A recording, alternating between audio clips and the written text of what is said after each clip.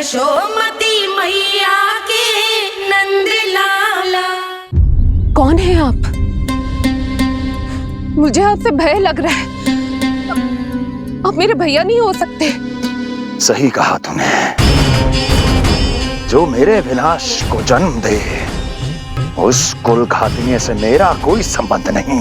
महाराज, रक्त के संबंध क्रोध की अग्नि में मत झुलसाइए। जिस बहन को आपने बचपन से आज तक इतना प्रेम दिया, क्या वो आपके विरुद्ध किसी षड्यंत्र में सहायक हो सकती है? भला हमारी संतान आपका विनाश क्यों करेगी? अपनी नवविवाहित बहन पर कृपा कीजिए महाराज। अपने पुरुषार्थ से आपने कितने असुरों को युद्ध में पराजित किया है। आज वो सब दरबारी बनकर आपकी सेवा करते हैं।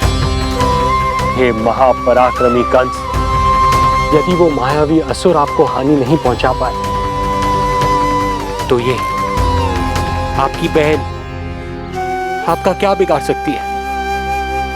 दया कीजिए महाराज, दया कीजिए। आप बीच में मत पड़िए कुंवर जी। सुना नहीं क्या? इसकी 8वीं संतान मेरा वध करेगी। जब मां ही नहीं बचेगी तो 8वीं संतान के जन्म का तो प्रश्न ही नहीं उठता। यदि ऐसा है तो आप मुझे मार दीजिए। जब मैं ही जीवित नहीं रहूंगा तो देवकी की संतान होने की संभावना ही समाप्त हो जाएगी। अपने बहनोई की हत्या का पाप मैं नहीं कर सकता। और बहन की हत्या का पाप कर सकते हैं? जिसे जीवन भर प्रेम दिया है उसके प्राण लेने का अधिकार है मुझे। प्रिय भैया, यदि आपको इस विषय में इतना संदेह है तो आप हमारी 8वीं संतान के प्राण ले लीजिएगा। बल्कि 8वीं संतान ही नहीं, उसका जन्म होने तक हमारी सभी संतानों का वध आप स्वयं अपने हाथों से कर लीजिए। स्वामी! हे मथुराधिपति, मेरी पत्नी को प्राण दान दे दीजिए। मैं महाराज शूरसेन का पुत्र वसुदेव आपको वचन देता हूं, अपनी 8 संतानों को जन्म लेते ही स्वयं आपके सामने प्रस्तुत करूंगा।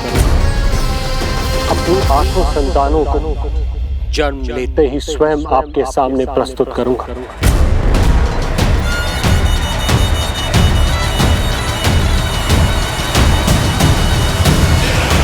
बधाई हो कुंवर जी। अपनी पत्नी के प्राण बचाने में आप सफल हुए, किंतु आपकी संतानें इतनी भाग्यशाली नहीं होंगी। वचन स्मरण रहे।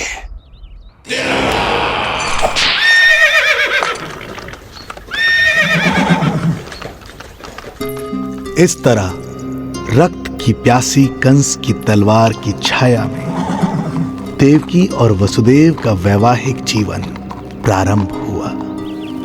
जब कंस की निर्ममता और वसुदेव के वचन का ये दुखद समाचार गोकुल पहुंचा तो हे नारायण, अर्थात राजा वसुदेव यदि कंस के सामने गिड़गिड़ाते नहीं तो रानी देवकी के प्राण चले जाते।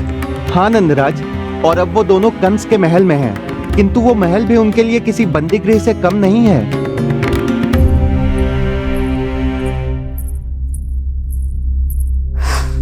एक भाई अपनी बहन के साथ ऐसा करने की सोच भी कैसे सकता है? मेरा बस चले तो उस दुष्ट कंस को मटके में डाल के इसे घोंट के रख दूं, जैसे मलाई घोट के माखन निकाला जाता है।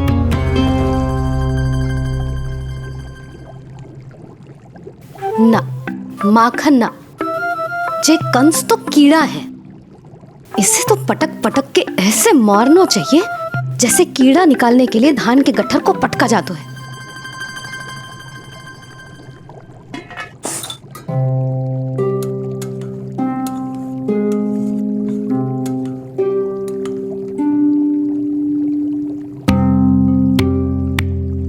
किंतु जब रोहिणी जिज्जी को पता चलेगा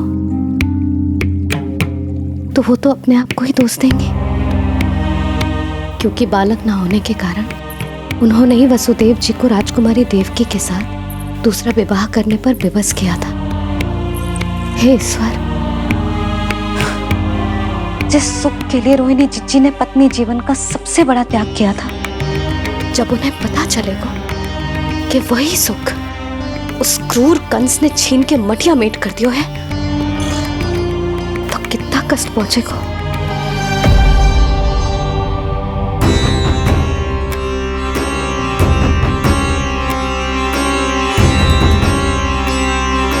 रोहिणी जीजी,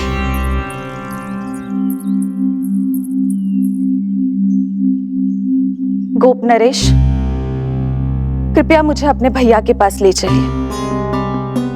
संकट के समय मुझे उनके साथ होना चाहिए।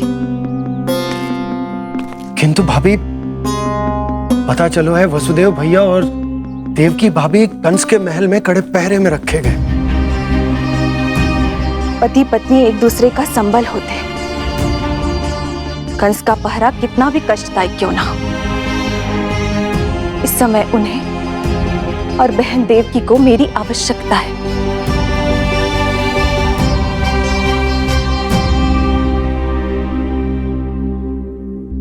ये मेरी विवशता है। ये यादव कुलदीपक होकर भी आपको इस महल में बंदियों की तरह रहना पड़ रहा है, और मैं कुछ कर भी नहीं पा रही। काश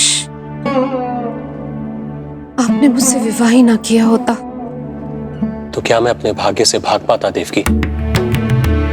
पूर्व जन्म के कर्मों के फलस्वरूप जो हमारी नियति में लिखा है वो तो हमें भोगना ही है। श्री हरि क्या करते हैं, कब और क्यों करते हैं, ये दुख हमारे जीवन में किस उद्देश्य से आए हैं, इन रहस्यों का पता लगा पाना हम मानवों के लिए संभव नहीं है देवकी।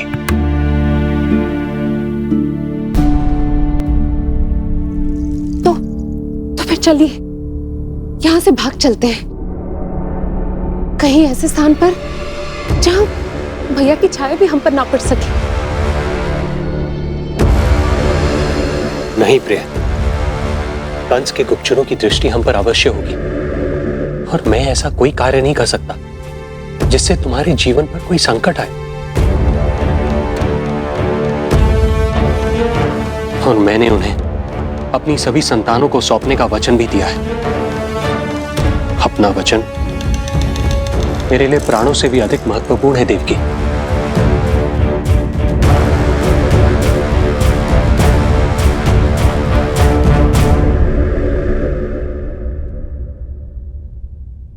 राजन, राजकुमारी, गोकुल से रानी रोहिणी और गोपराज नंद पधारे हैं।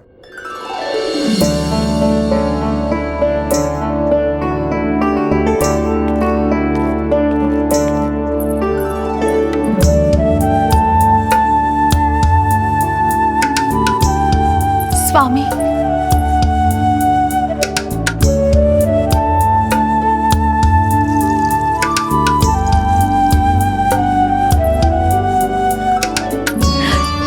बहन, दीदी,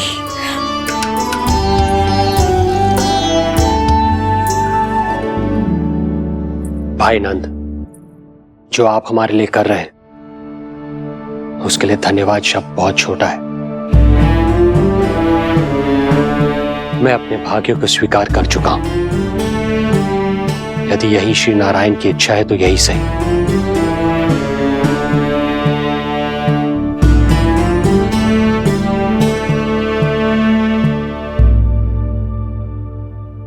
भाई नंद, इस समय मथुरा का वातावरण अनुकूल नहीं है, आपको जाना चाहिए। यशोदा भाभी भी चिंतित हो रही होंगी, उनसे कहिएगा हम यहां सुरक्षित हैं अभी तक।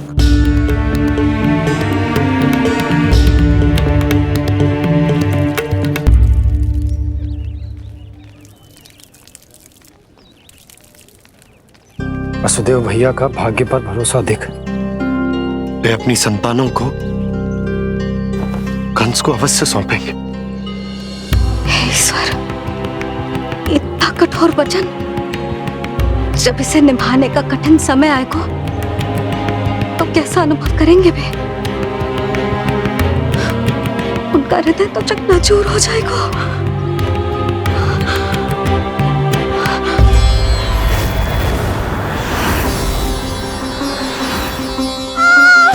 सब्र से सब ठीक हो जाएगा। देवकी, मैं महाराज शूरसेन का पुत्र वसुदेव आपको वचन देता हूं, अपनी 8 संतानों को जन्म देते ही स्वयं आपके सामने प्रस्तुत कर दूंगा।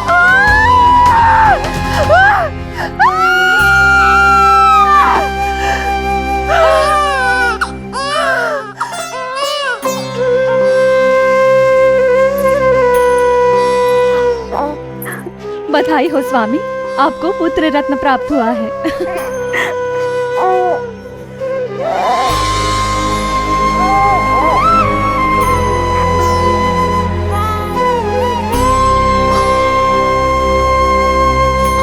महाराज को पता चला तो क्या होगा?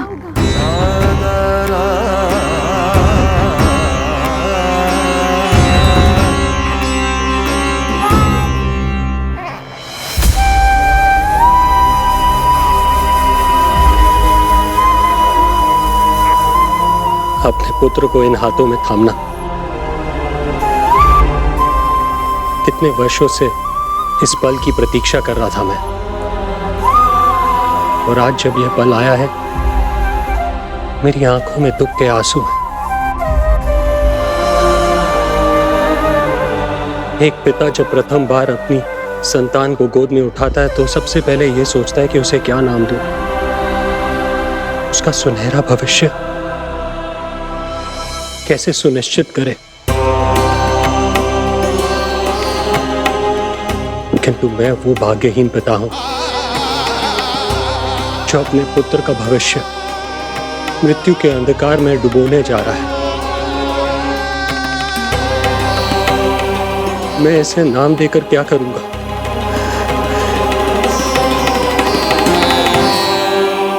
क्या आपके वचन का महत्व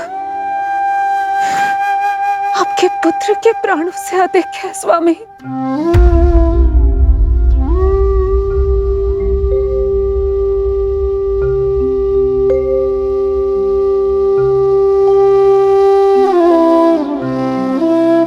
श्री नारायण का दूसरा नाम सत्य होता है देवकी। तुम ही कहो, मैं श्री नारायण से विमुख कैसे हो जाऊं? मुझे अपना वचन निभाना ही होगा। हृदय के टुकड़े टुकड़े क्यों ना हो जाए, मुझे इसे कंस तक ले जाना ही होगा।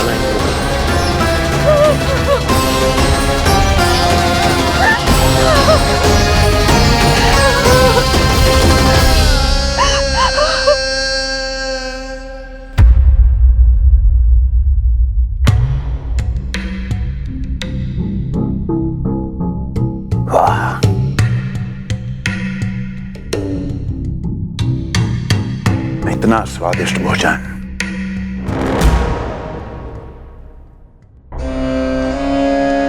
किसी विशेष इच्छा की पूर्ति के लिए मुझे सम्मोहित तो नहीं करना चाहती? मुझे पति के रूप में प्राप्त कर तो चुकी हो, अब प्राप्त करने को क्या क्या बचा है? प्राप्ति? मैं प्राप्ति नहीं, अस्थि हूं स्वामी। प्राप्ति तो छुई मुई बनकर वहां खड़ी है। आप सदैव अपने विषय में ही सोचते हैं, कभी मेरे ओर भी निहारा कीजिए, तभी तो मेरा नाम सही से स्मरण होगा आपको। मैं अपने विषय में ही सोचता हूं, तभी तो 10 दिशाओं में मेरे नाम का डंका बजता है, मेरे साम्राज्य का विस्तार होता है, तभी तो मेरा अस्तित्व है। अस्थि स्मरण रहे, तुम हो क्योंकि मैं हूं।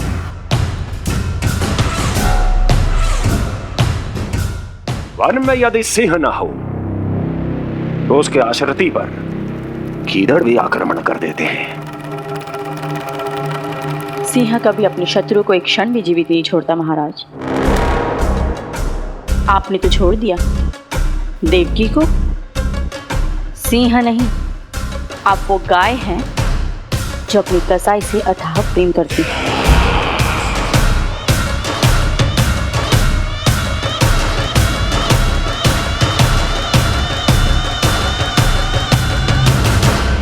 सभी संतानों को जन्म लेते ही मेरे पास लेकर आएगा, ये वचन दिया है वसुदेव ने मुझे। तो फिर आया क्यों नहीं महाराज? प्रथम शिशु का जन्म तो हो चुका है।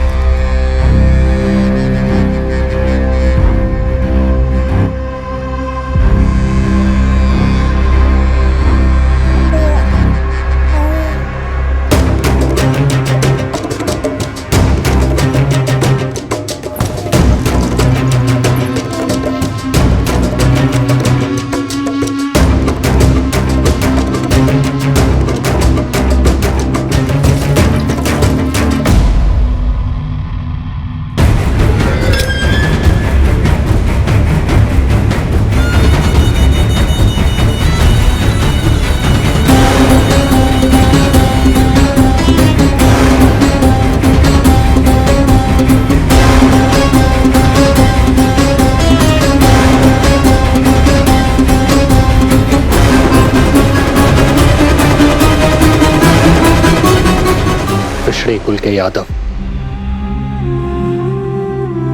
अपना वचन मिथ्या नहीं होने देते महाराज।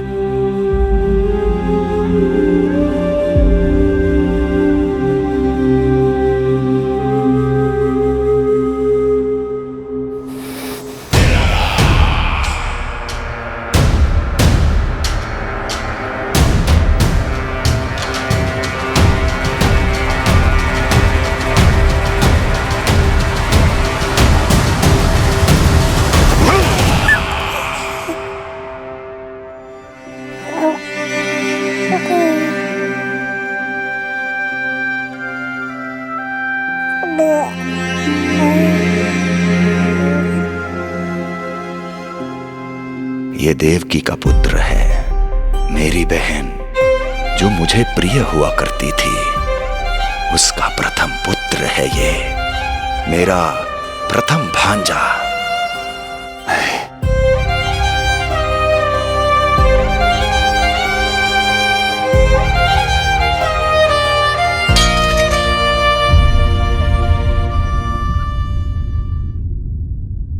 इसे वापस ले जाइए कुंवर जी।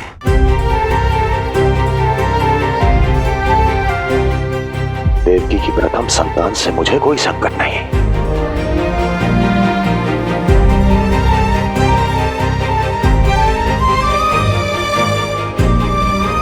और आपको क्या लगता है कुंवर जी कि मैं कोई राक्षस हूं क्या?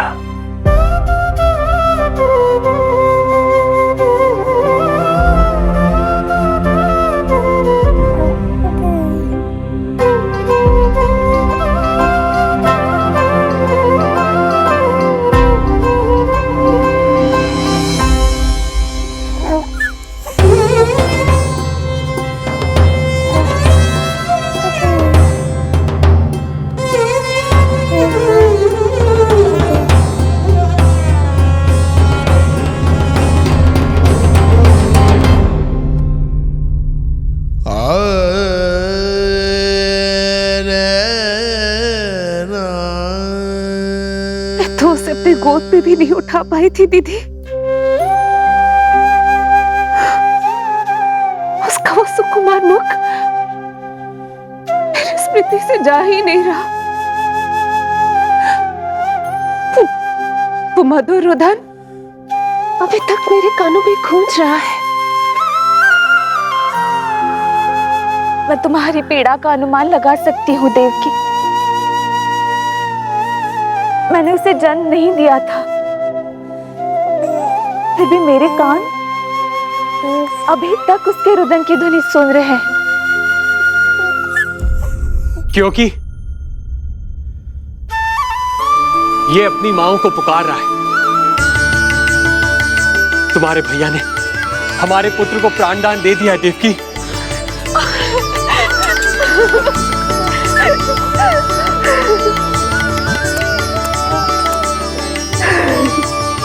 स्वामी, अब अपने पुत्र का नामकरण कीजिए। इसे ऐसा नाम दीजिए कि इसका भविष्य यश और कीर्ति से परिपूर्ण हो। कीर्तिमान। कीर्तिमान होगा इसका नाम।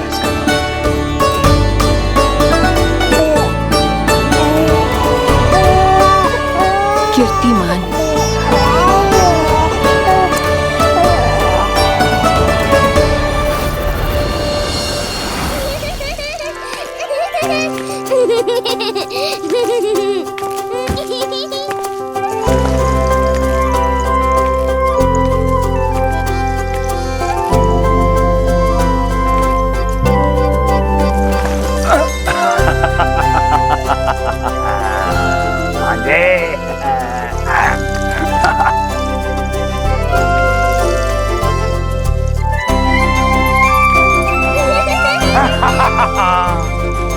भांजे भांजे, मामा से बचना असंभव है।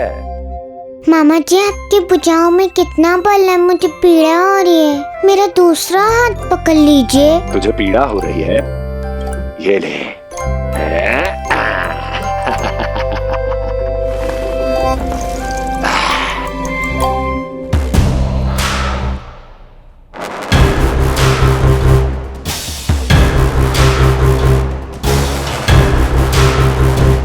नारायण नारायण।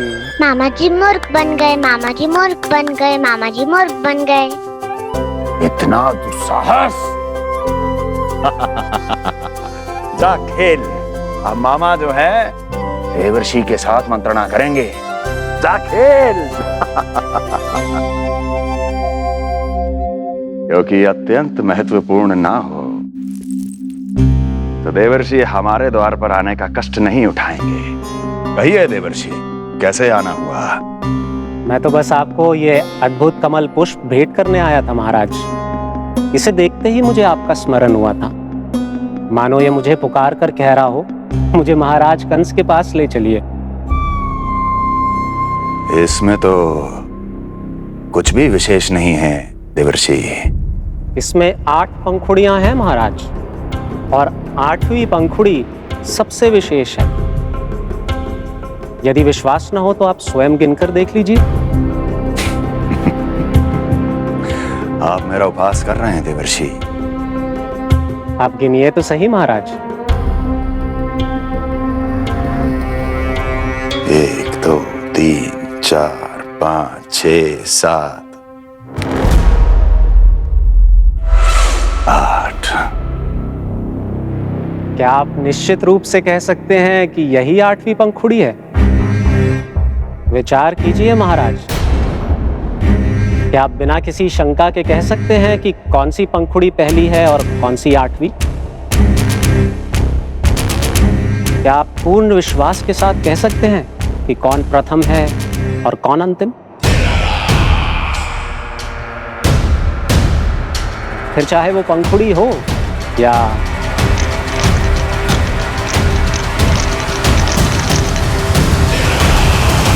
सावधान करने के लिए धन्यवाद देवर्षि। कंस के साथ धोखा करने वाले को अति भीषण दंड मिलेगा।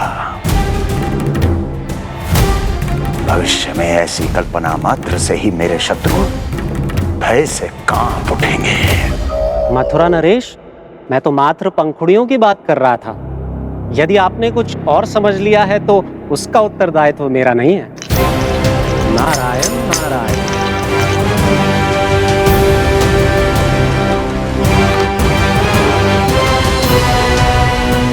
विचार कीजिए महाराज। क्या आप बिना किसी शंका के कह सकते हैं कि कौन सी पंखुड़ी पहली है और कौन सी आठवीं? क्या आप पूर्ण विश्वास के साथ कह सकते हैं कि कौन प्रथम है और कौन अंतिम? फिर चाहे वो पंखुड़ी हो या... मामा जी मूर्ख बन गए, मामा जी मूर्ख बन गए, मामा जी मूर्ख बन गए, मामा जी मूर्ख बन गए।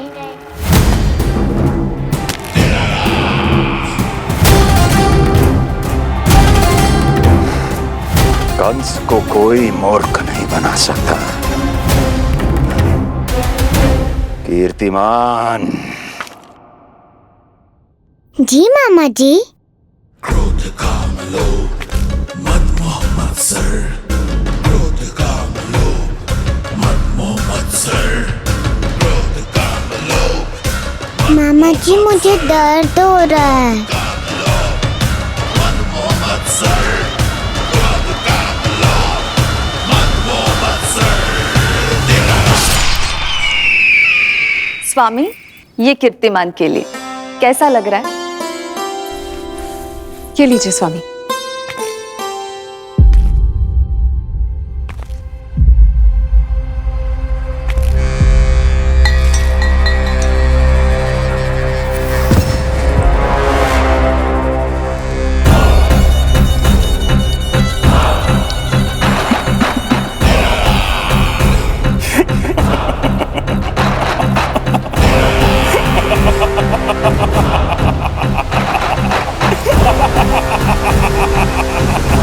नेत्रों के सामने अपनी संतान की हत्या होते हुए देखना कितना पीड़ादायक रहा होगा ये दृश्य। किंतु प्रभु, यदि देवर्षि नारद कंस के हृदय में संदेह का बीज न बोते तो कंस ऐसा कभी नहीं करता। तो फिर उसे उकसाए ही क्यों देवर्षि ने? आप भूल गए देवराज, समस्त संसार में जो भी होता है मेरी इच्छा अनुसार ही होता है। यही प्रश्न नारद ने भी मुझसे पूछा था।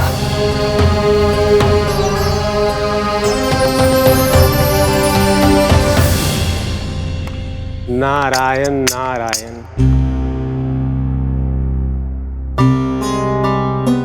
छोटे से बालक की इतनी निर्मम हत्या और माध्यम बना मैं। प्रभु, ये कैसी लीला है आपकी? अभी तो देवकी की 5 और संतानों की हत्या होना शेष है नारद। अब से कंस शिशुओं के जन्म लेते ही उनकी हत्या कर देगा। यदि जन्म के तुरंत बाद ही मृत्यु होनी है तो जन्म का लाभ ही क्या है प्रभु? यही विधि का विधान है नारद। कीर्तिमान और शेष 5 बच्चे श्रापग्रस्त हैं। जन्म के कर्मों के अनुसार अल्पायु होना उनकी नियति है। उनकी मृत्यु के बाद ही शेषनाग के अंश के रूप में बलराम और मेरे अंश के रूप में श्री कृष्ण का अवतार संभव होगा। नारायण नारायण।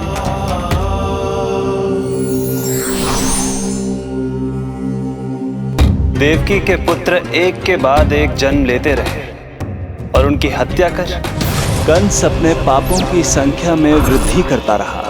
नहीं! मत मारो! मेरा पुत्र! मेरा पुत्र!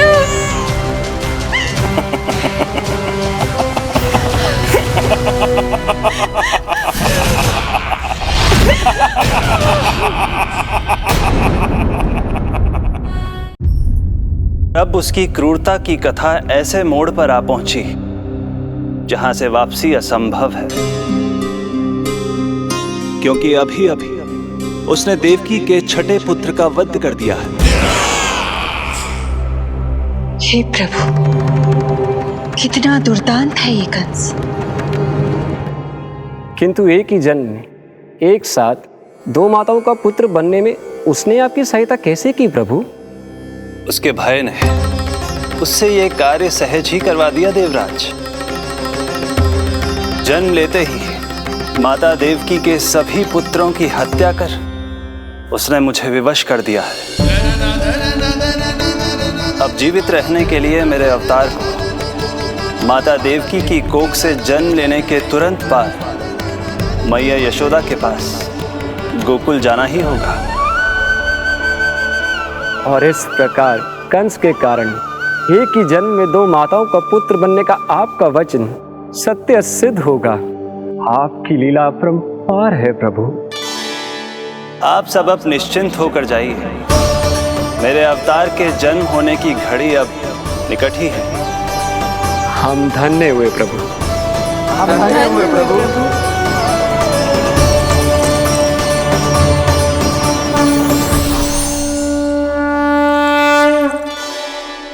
मुझे तो अभी से मैया यशोदा के साथ आपको खेलते हुए देखने की उत्सुकता हो रही है। उनकी प्रवृत्ति कितनी निराली है। क्रोध ना करूं तो क्या करूं? देखिए इसकी शैतानी, फिर चला गया सुलक्षणा के बगीचे में फूल खाने। और आपको तो पता है ना सुलक्षणा का, इतनी सी त्रुटि हो जाए पूरे गांव में बखान करने में कोई कमी ना रखती। और जे की अरे जब ग्वालिनों को पता चलेगा तो क्या कहेंगी? यही ना कि जसोदा अपने बच्चे को खाना ना देती, भूखा रखे है। सुनो जी, मैं तो कहती हूँ अब ब्याह करा देते इसका। अब वो ही ध्यान रखेगी इसका। केवल पत्नी सुधार सकती है तुझे। तुम इसके बारे में बात कर रही हो कि मेरे बारे में? नहीं, वैसे सारे गोकुल वाले यही कहते हैं कि हमारे घर पर तुम्हारा ही राज चलता है।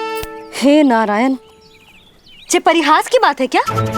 मैं इतना दबा के रखती हूँ क्या आपको? यशोदा, हास की बात थी।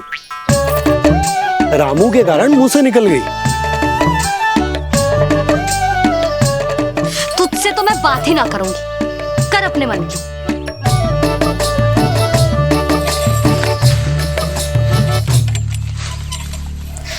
पता है तुझे कितना क्रोध आता है जब तू ऐसे बिना बताए घर से चला जाता है। प्रेम है जे मेरा, चिंता है मेरी। तुझे कुछ हो जाए तो अपना लल्ला माना है तुझे।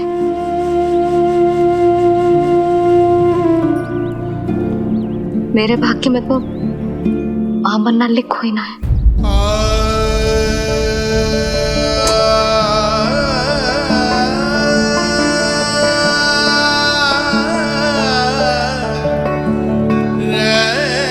यशोदा,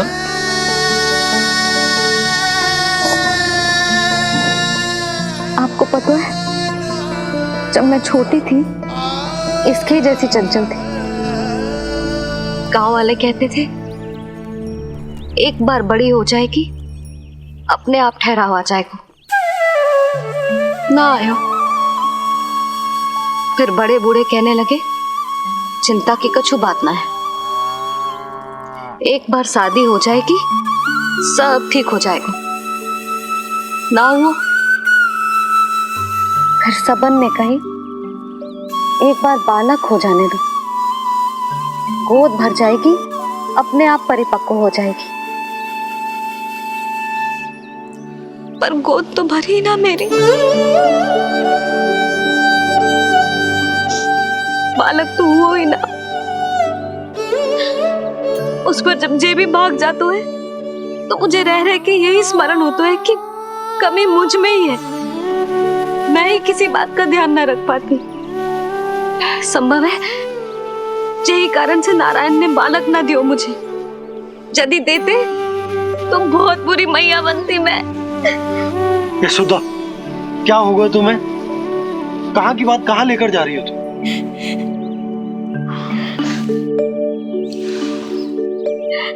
बालक अवश्य होगा हमें, और बहुत अच्छी मैया बनोगी तुम। बस नारायण सही समय की प्रतीक्षा कर रहे हैं। मेरी तो ना सुन रहे बे। आप ही कह दियो उनसे, अब और प्रतीक्षा ना होगी मुझसे।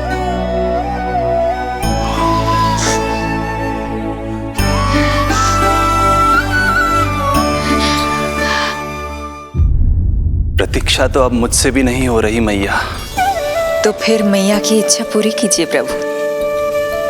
जिस क्षण की प्रतीक्षा मुझे इतने वर्षों से थी, बस अब वो निकट है। किंतु प्रभु, आपको तो माता देवकी का 8वां पुत्र बनकर जन्म लेना है, तो फिर 7वां पुत्र? धीरज रखिए, धीरज।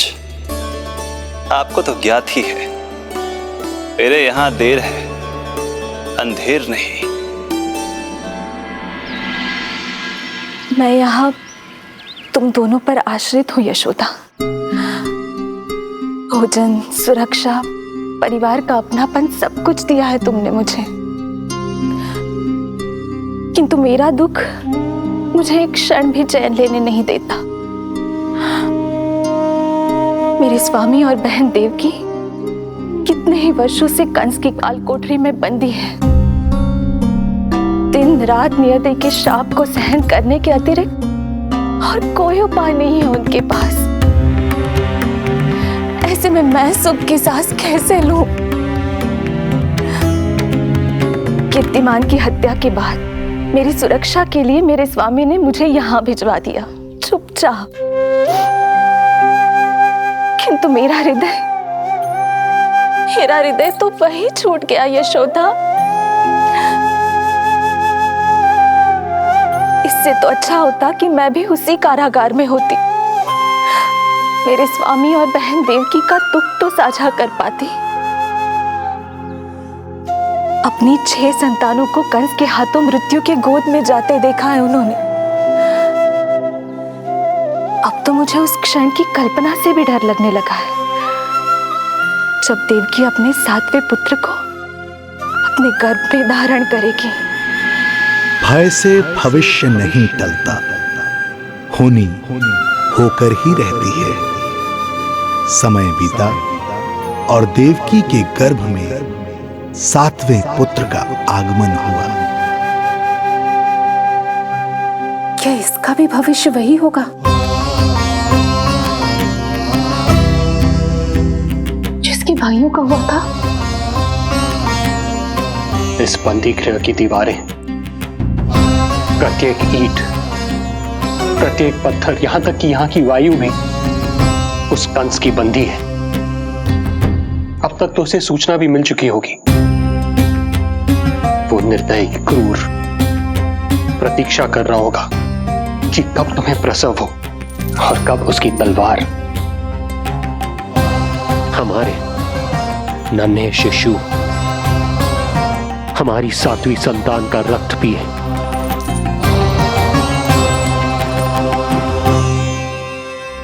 दुर्जन, तुम देवकी की कालकोठरी के बाहर स्वयं उपस्थित रहोगे, प्रत्येक पल 8वां प्रहर। जैसे ही शिशु पहली श्वास ले, तुम मुझे सूचित करोगे। अवश्य महाराज, आज्ञा दें।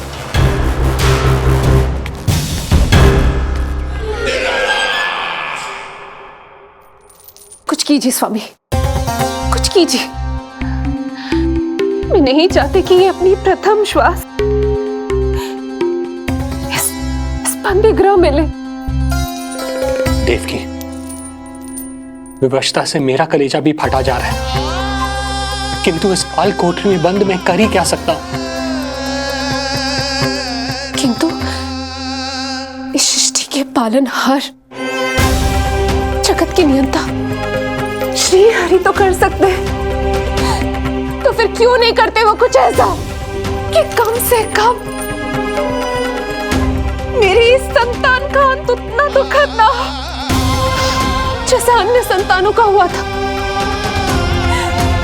क्यों नहीं करते वो कुछ? हरे क्यों नहीं करते? बताइए ना स्वामी, क्यों नहीं करते वो? क्यों नहीं करते? जो देवी भविष्य में मेरी मां बनने वाली है, उनकी करुणा भरी पुकार को मैं व्यर्थ कैसे जाने दे सकता हूं? कंस के राक्षस तत्व के अंत के लिए ऐसी माया की आवश्यकता है जो मेरी लीलाओं को क्रियान्वित भी कर दे और उसे भनक भी ना पड़े। ऐसी क्षमता और माया किसके पास है प्रभु?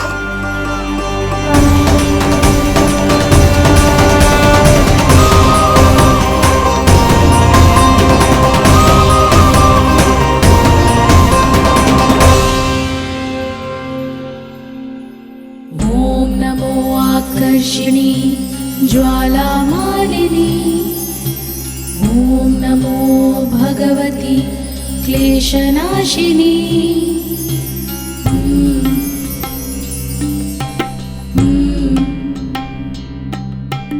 ओम नमो योगमाये सर्वमोहिनी।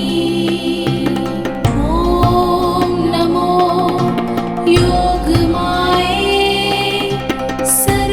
आज्ञा दीजिए प्रभु। माता देवकी का गर्भपात करके उस संतान को रानी रोहिणी के गर्भ में स्थापित कीजिए देवी।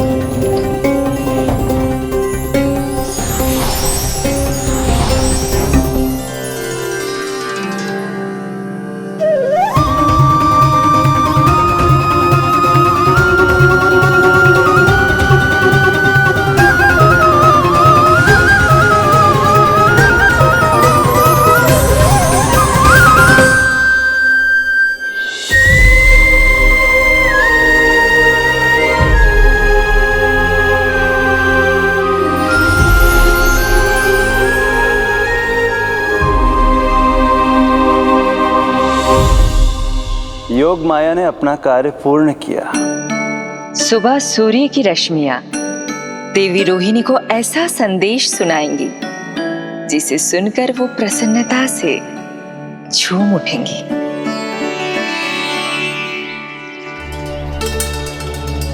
यादव कुल के नए राजकुमार के आगमन पर बहुत बहुत शुभकामनाएं रानी।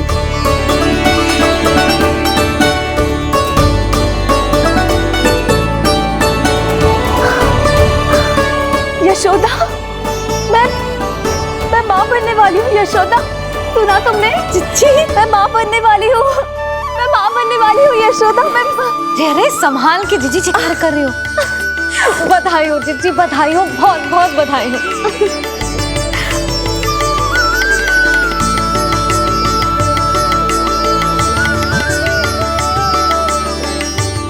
विधि का विधान भी विचित्र होता है।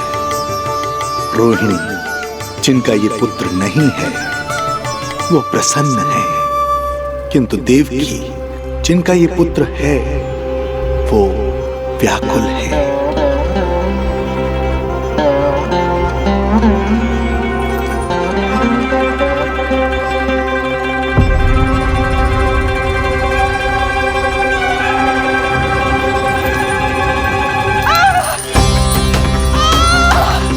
क्या हुआ देवकी? तुम ठीक तो हो? स्वामी, स्वामी मेरा पुत्र, स्वामी हमारा पुत्र चला गया। स्वामी हमारा पुत्र चला गया। धीरज धरो देवकी, संभव है यही श्री हरि की इच्छा हो। किंतु मैंने उनसे ये तो नहीं मांगा था ना स्वामी। मैंने कहा था हमारा पुत्र यहाँ श्वास न ले, इसका ये अर्थ नहीं था। क्यों किया नारायण ने ऐसा? क्यों किया?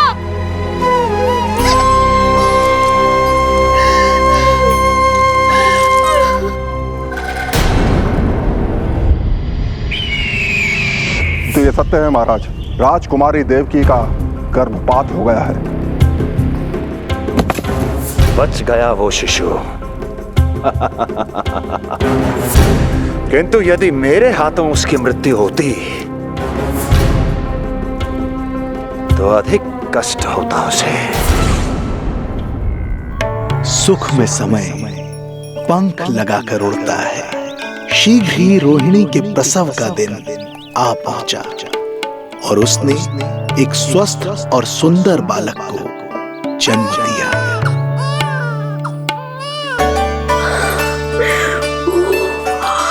लो जिज्जी, संभालो अपने लल्ला को, जी भर के निहार लो इसे।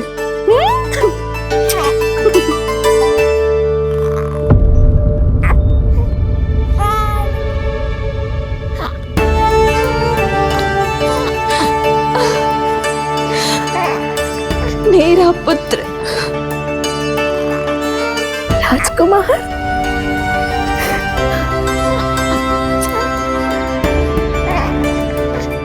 अच्छा जीजी, मैं तनिक इनको भी सूचना देकर आती हूँ। वसुदेव भैया तक भी तुझे शुभ समाचार पहुंचाना है। राजकुमार कौन है? हाँ,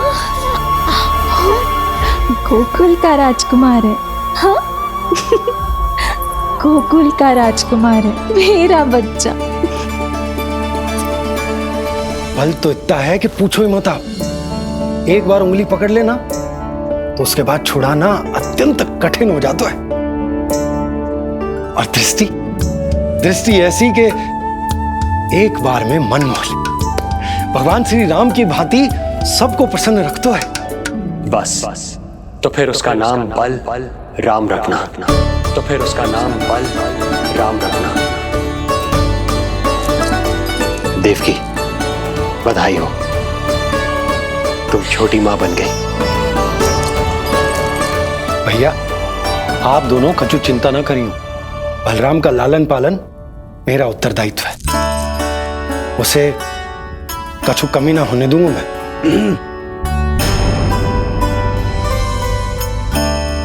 मुझे चलना चाहिए। कितने वर्षों बाद तुम्हारे कारण शुभ समाचार मिला है हमें। श्री नारायण हमेशा तुम पर कृपा बनाए रखे।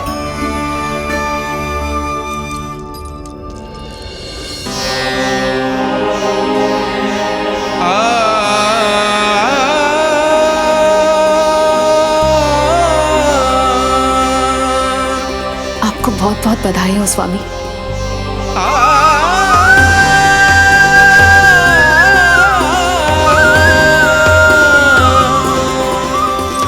देवकी, क्या हुआ?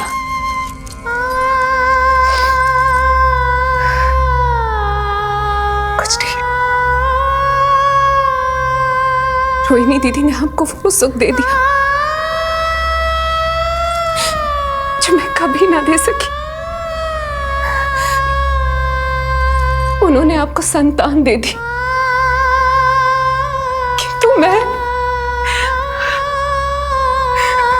देवकी,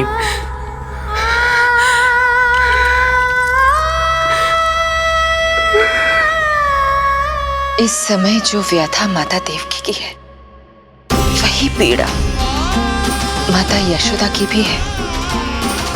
माता देवकी की ममता अपनी सभी संतानों को खोने की वेदना से त्रस्त है, तो माता यशोदा की ममता संतान ना होने के संताप में झुलस रही है।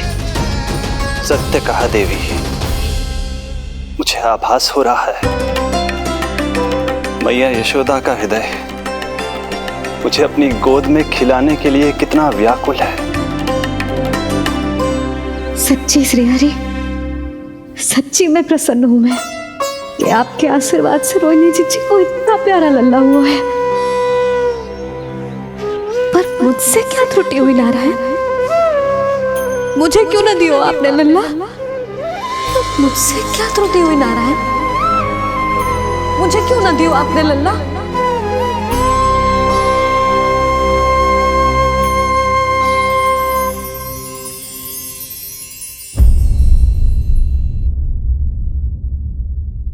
कान्हा के नटखट लीला और मजेदार कारनामे देखने के लिए चैनल को सब्सक्राइब करें और बेल आइकॉन दबाना ना भूलें।